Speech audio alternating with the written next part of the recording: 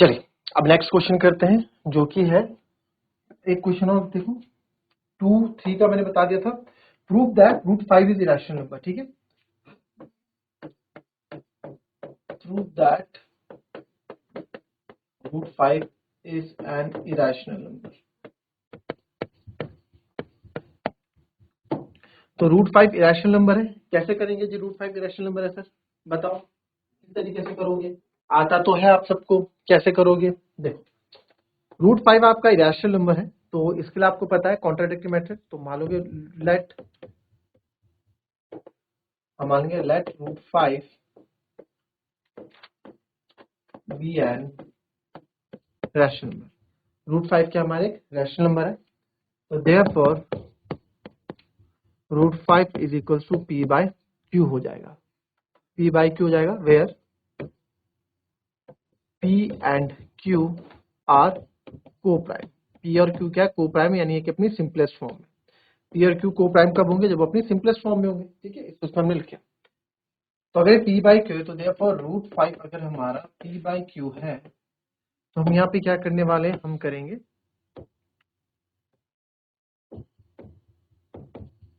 Squaring on both side. पहला step रहेगा कि दोनों साइड स्क्वायरिंग करेंगे। तो रूट 5 का आप स्क्वायर करोगे और इधर पी बाई क्यू का स्क्वायर करोगे। रूट 5 का स्क्वायर बच्चों 5 हो जाएगा और ये p square upon q square हो जाएगा। क्रॉस मल्टीप्लाई करेंगे नेक्स्ट स्टेप में।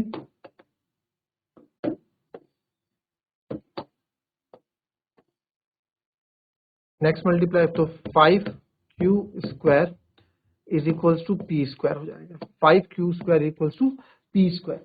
वही बात होगी, अगर पी स्क्वायर आपका 5 का मल्टीपल है, अगर पी स्क्वायर आपका 5 का मल्टीपल है तो पी भी आपका 5 का मल्टीपल होगा, है ना? ये हमने कल डिस्कस भी किया था अच्छे से। तो लिखोगे because if P square is multiple of 5, इसको आप फर्स्ट इक्वेशन मान लो, multiple of 5, then therefore p is also multiple of 5। तो p स्क्वायर जब मल्टीपल ऑफ 5 है तो p भी मल्टीपल ऑफ 5 होगा। तो देयरफॉर आप बोल दोगे देयरफॉर सर p बराबर 5k मान लेता हूं मैं। k कोई इंटीजर है, 5a b c कुछ भी आप मान सकते हैं, मैंने k मान लिया। आप बता दोगे k is an integer where k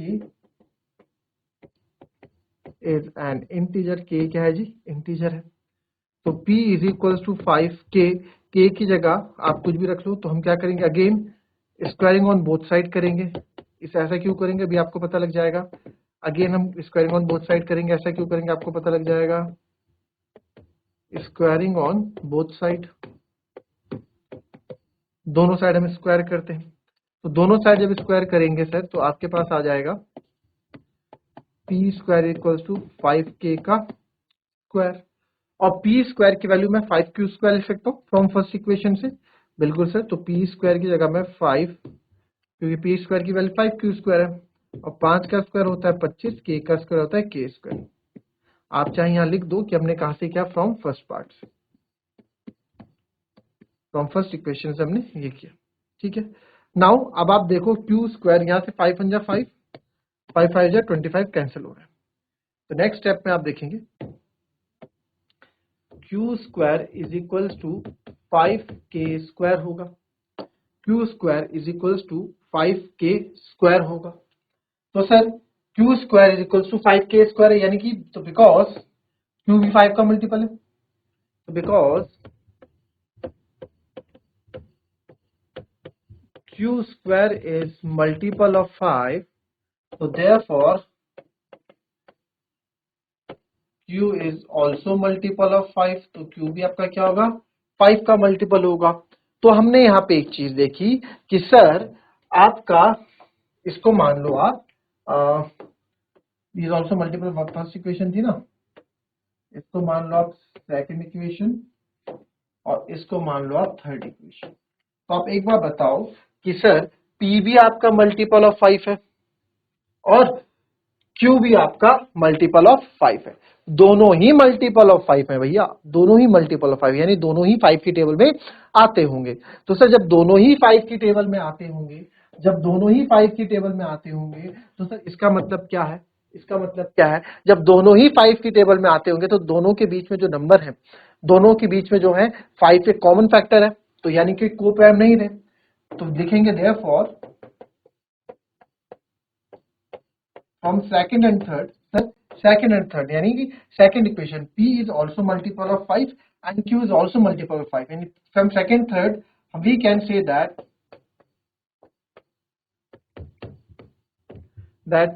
5 has a common factor of p and q, p और q का एक कॉमन फैक्टर है कौन, 5, so therefore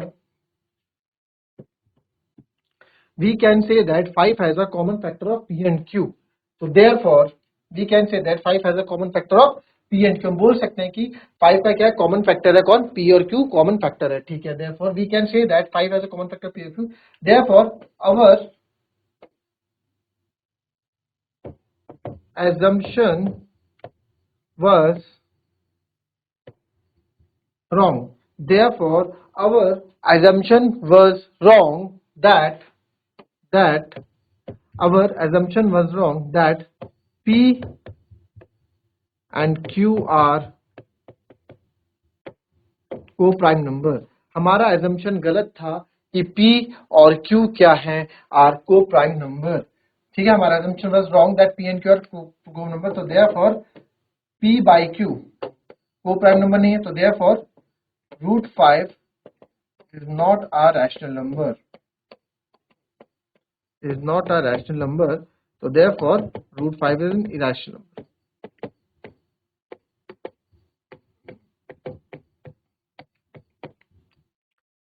Therefore root 5 is an irrational number, ठीक है, ये बात है। अब इसी चीज को आपने प्रूव कर दिया। अच्छा ये चीज अगर बुक में अगर आप देखें, बुक में भी ये चीज प्रूव करा रखी है, बट कैसे करा रखी है आप देख लो इसको एक बार। सेम हमने क्या substitute 2k divide both side last में, now see that q square is equal to time 3 है the contradiction, we detected that p is even and q is even, this means they both share a common factor of 2, however we stated that p q is in simplest form sharing no common factors, ठीक है, तो therefore our logical step of flawless, our initial assumption must be wrong, therefore root 2 cannot be expressed as fraction, therefore it is a rational number, तो step पर इन्होंने भी वही लिया था कि let root 2 be the rational number, therefore it is in its simplest form, ठीक है, सिंपलेस्ट फॉर्म में हमने इसको लिखा था, ये भी सिंपलेस्ट फॉर्म में था, ठीक है, आप लिख सकते हैं rational number in its simplest form, in its simplest form लिख लो चाहे, वैसे मैंने वैसे बता तो दिया है, नहीं भी लिखोगे तो भी चलेगा, क्योंकि हमने बता दिया where p and q are coprime numbers, ठीक है, कॉपी कर लो इसको।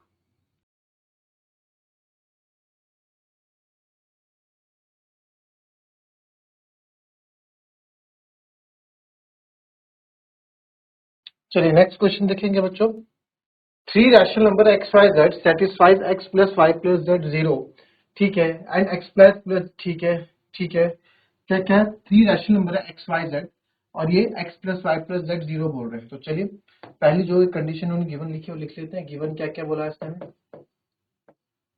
X plus Y plus z जो है 0 के बराबर है, और साथ ही साथ बोला है कि x y plus y z plus z x भी आपका 0 के बराबर है। हमें ये भी बोला है कि x y plus y z plus z x भी 0 के बराबर है। फिर क्या बोला है, फिर हमें ये बोला है कि show that all the rational numbers x y z must be simultaneously 0, simultaneously मतलब ये अपने आप में अलग अलग भी क्या है 0 है, यानी आपको ये प्रूव करना है कि sir to prove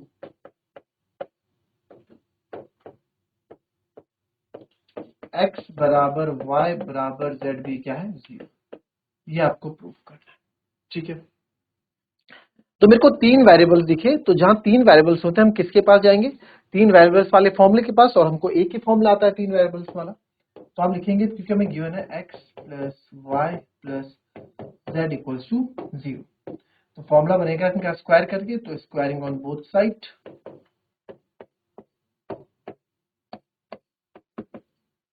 squaring on both side, तो हम स्क्वायर करेंगे both side, x plus Y plus Z का होल स्क्वायर और 0 का होल स्क्वायर।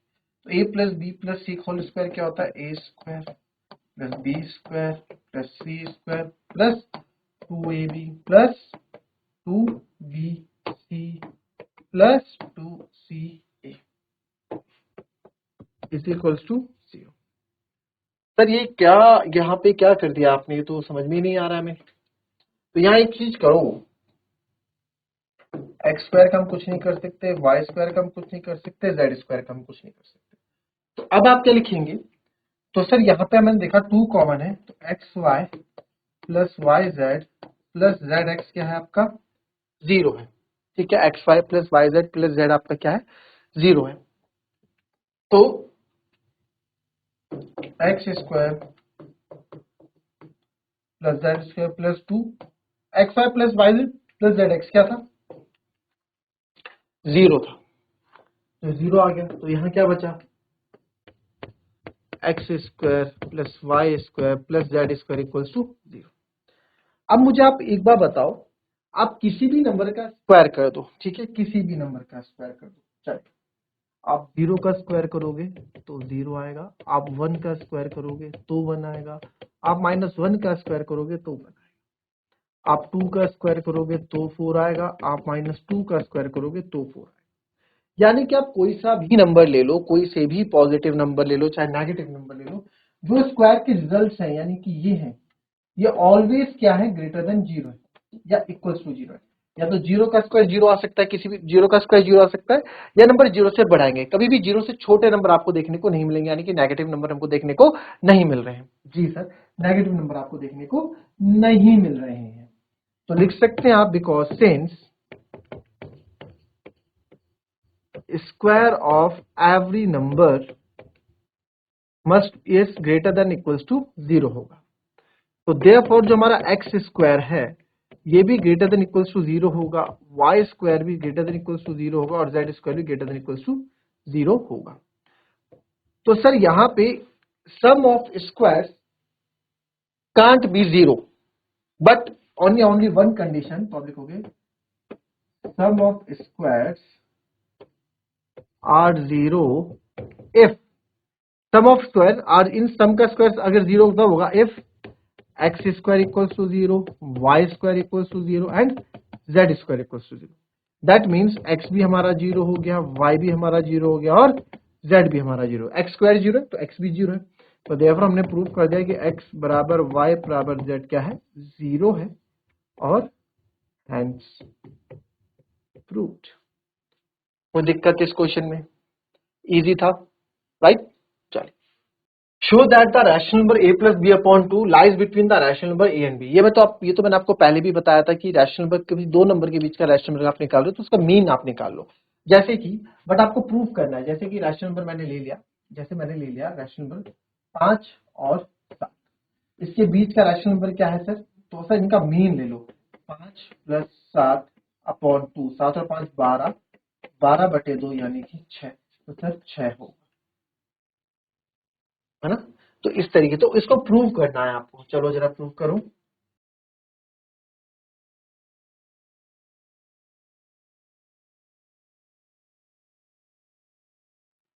चलिए, lies between rational number a and b, ठीक है। तो आपको क्या प्रूव करना था कि जो ये नंबर है a प्लस बी बाई 2 ये रैशनल नंबर a और b के बीच में लाई करता है। मान लो a प्लस बी बाई 2 6 है, ये प्रूव करना है 5 और 7 में लाई करता है, तो ऑब्वियस सी बात है आगे वाला छोटा होगा पीछे वाला बड़ा होगा। तो क्या करेंगे, इस क्वेश्चन को शुरू करने के लिए आप लिखोगे let a be the smallest and b be the largest number, है ना, to prove a plus b upon 2 two numbers, ठीक है। तो देखिए प्रूव कैसे करेंगे इसका। हमारे पास 2 नंबर है a and b, a b से बड़ा है ना, यही तो हमें कंडीशन है, ए बी से बड़ा है, इसको इसकी तरह बनाना है, ठीक है। तो add b on both side, इसके साथ पहले मुझे ये बनाना है और इस कंडीशन में लाना है। मैं क्या करूंगा, add a on both side. तो जब मैं ए ऐड करूंगा तो A plus A greater than B plus ए हो जाएगा, तो ए प्लस ए 2a और ये हो जाएगा बी प्लस ए। अब सर यहाँ डिवाइडेड बाय 2 लाना है मेरे को, और यहाँ पे मेरे को b प्लस ए को मैं a प्लस बी लिख दूँ, कोई दिक्कत किसी को? ठीक है, तो लिखूंगा divide by 2 on both side,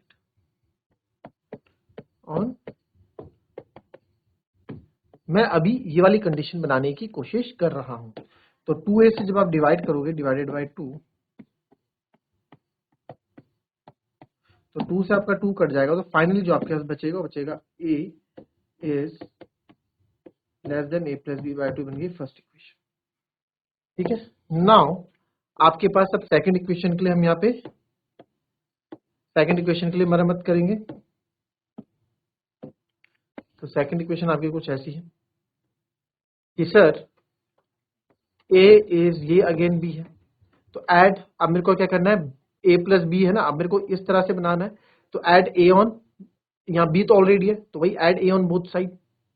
अब आप ये खुद करोगे, a प्लस बी बाई 2 है। अब आपको जैसे मैंने ये बनाया ना इतना कंडीशन, अब आपको ये वाली कंडीशन बनानी है, इधर वाली कंडीशन बनानी है, पीछे वाली कंडीशन बनानी है। आप कैसे बनाओगे ऐसी कंडीशन, ये आपका होमवर्क है। ये कंडीशन बनाने के बाद आप दोनों इक्वेशन को ऐड कर दोगे तो आपको रिजल्ट मिल जाएगा। ठीक है, आपको रिजल्ट मिल जाएगा। कैसे करेंगे सर, मैं आपको हिंट दूं क्या, कैसे करोगे? देखो, add b on both side, a plus b बन जाएगा, इधर 2b हो जाएगा, फिर डिवाइडेड बाय 2 करोगे, सेम कंडीशन मिल जाएगी, फिर फर्स्ट और सेकंड को कंपेयर करोगे, आपको ये चीज मिल जाएगी जो आपका आंसर है। ठीक है, ये आपके लिए होमवर्क हो गया, अपना दिमाग आप खुद लगाओगे। तो ये थी हमारी आज की क्लास। आपसे अपने कल की नेक्स्ट क्लास में, तब तक के लिए be happy, be healthy and be safe. Thank you and have a nice day.